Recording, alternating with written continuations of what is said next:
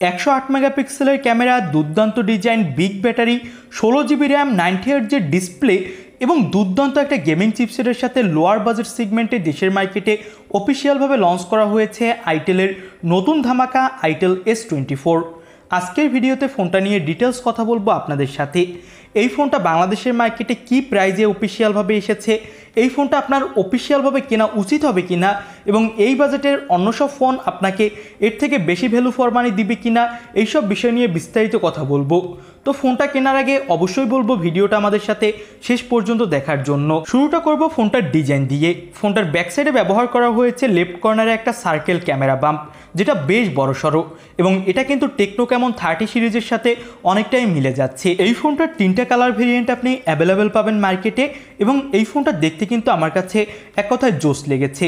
এই ফোনটাতে আপনি সাইড মাউন্টেড ফিঙ্গারপ্রিন্ট সেন্সর পাবেন, যেটা যথেষ্ট ফাস্ট, এবং নিচের দিকে ইউএসবি টাইপ সি পোর্ট এবং পেয়ে যাবেন 3.5 মিলিমিটারের অডিও জ্যাক এবং পাবেন মাইক্রো স্পিকার। এবং এই ফোনটাতে দেওয়া হয়েছে ডুয়েল সিম কার্ড স্লট, সাথে এক্সট্রা মেমোরি কার্ড স্লটও পাবেন। তবে এই ফোনটাতে কিন্তু ব্যাকসাইডে পলিকার্বনেটের বডি থাকছে। ওভারঅল যদি বলি তাহলে এই ফোনটা look, design, build quality, budget অনুযায়ী আমার কাছে ভালোই লেগেছে। ফোনটার ফ্রন্টে দেওয়া হয়েছে মিডল পাঞ্চল কাটিং একটা ডিসপ্লে, যেটা 6.6 ইঞ্চি মাপের এবং এটা HD+ IPS LCD প্যানেল। আর এর রিফ্রেশ রেট দেওয়া হয়েছে 90 হার্টজ। আর এখানে কিন্তু দেওয়া হয়েছে ডাইনামিক আইল্যান্ড, যেটা আমার কাছে মনে হয় না তেমন একটা কারোই কাজে আসে। ডিসপ্লের চিন বেজেলস বাজেট অনুযায়ী আমার কাছে মনে হয়েছে ঠিকঠাক। এর স্ক্রিন টু বডি রেশিও 84.8% এবং এর পিক ব্রাইটনেস দেওয়া হয়েছে 480 নিটস।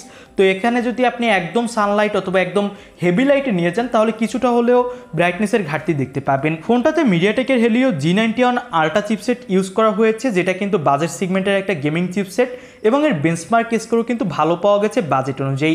মাল্টিটাস্কিংয়ের জন্য ওয়ান অফ দ্য বেস্ট একটা ফোন হবে আপনার জন্য এই বাজেটে। ফোনটাতে আউট অফ দ্য বক্স আপনি Android 14 পাবেন। ফোনটা যদি আপনি গেমিংয়ের জন্য নিতে চান এই বাজেটে, তাহলে বলবো বাজেট অনুযায়ী ঠিকঠাক। আপনি লো সিটিংয়ে এখানে মোটামুটি গেম প্লে করতে পারবেন, তবে কিছুটা ল্যাগ ইস্যু তো অবশ্যই থাকবে, যেটা লোয়ার বাজেট সেগমেন্টের সব ফোনে থাকে। আমি বলবো না আপনি একদম আশা করে নেন যে এই ফোনটাতে অনেক ভালো গেমিং করতে পারবেন, মোটামুটি লেভেলের গেমিং করা যাবে। এছাড়া আপনি যদি ইউটিউব অথবা এমনি বিভিন্ন কাজের জন্য ফোনটা নিতে চান তাহলে অবশ্যই এই ফোনটা আপনার জন্য পারফেক্ট একটা চয়েস। ফোনটাতে ব্যাক সাইডে ইউজ করা হয়েছে 108 মেগাপিক্সেলের ক্যামেরা, 0.08 মেগাপিক্সেলের অক্সিলারি লেন্স পাবেন এবং পেয়ে যাবেন 8 মেগাপিক্সেলের সেলফি ক্যামেরা। ব্যাক সাইড সামনের 2 ক্যামেরা দিয়েই 2Kতে ভিডিও করতে পারবেন। ফোনটা দিয়ে তোলা কিছু ছবি আপনি দেখতেই পাচ্ছেন, মোটামুটি ভালো ফটোগ্রাফি করা যাবে। একদম হাই লেভেলের ফটোগ্রাফি এখান থেকে আপনি আশাও করতে পারেন না, যেহেতু একদম লোয়ার বাজেট সেগমেন্টের একটা ফোন। বাজেট অনুযায়ী মোটামুটি ঠিকঠাক ফটোগ্রাফি করা যাচ্ছিল এবং আমার কাছে মনে হয়েছে ক্যামেরার জন্য মোটামুটি এই বাজেটে যারা একটা বেস্ট ফোন কিনতে চান তাদের জন্য ভালো একটা চয়েস হতে পারে। তো আপনাদের কি মতামত সেটা অবশ্যই আমাদের কমেন্ট বক্সে জানাবেন। ফোনটাতে ইউজ করা হয়েছে 5000 mAh ব্যাটারি এবং বক্সে আপনি পেয়ে যাবেন 18 ওয়াটের একটা ফাস্ট চার্জার, যেটা দিয়ে মোটামুটি দ্রুত ফোনটা চার্জ করা যাবে। এবার ফোনটার প্রাইসটা নিয়ে কথা বলি। ফোনটার 828 জিবি হলো বেস ভেরিয়েন্ট, যেটা দেশের মার্কেটে লঞ্চ করা হয়েছে এবং এর দাম রাখা হয়েছে 13,990 টাকা। এবং এই 4 জিবির সাথে আপনি আরও 4 জিবি ভার্চুয়াল র্যাম অ্যাড করতে পারবেন, অর্থাৎ 8 জিবি। এবং আপনি যদি 8 জিবি ভেরিয়েন্ট কেনেন তাহলে তার সাথে আপনি আরও 8 জিবি ভার্চুয়াল র্যাম অ্যাড করতে পারবেন, 16 জিবি। এই হিসেবেই বলা হচ্ছে যে এই ফোনটাতে 16 জিবি র্যাম। তো আপনাদের কাছে এই ফোনটা কেমন কি লাগলো সেটা কমেন্ট বক্সে জানাবেন।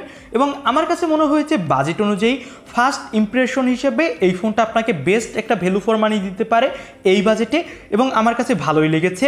আপনাদের কাছে কেমন কি লাগলো সেটা কমেন্ট বক্সে জানাতে ভুলবেন না। অন্য কোনো কোশ্চেন থাকলে সেটাও কমেন্ট বক্সে জানাতে পারেন, উত্তর দেওয়ার ট্রাই করব। আজকের মতো ভিডিও এখানেই শেষ করছি, পরবর্তী কোনো ভিডিওতে আপনাদের সাথে কথা বলবো। আল্লাহ হাফেজ।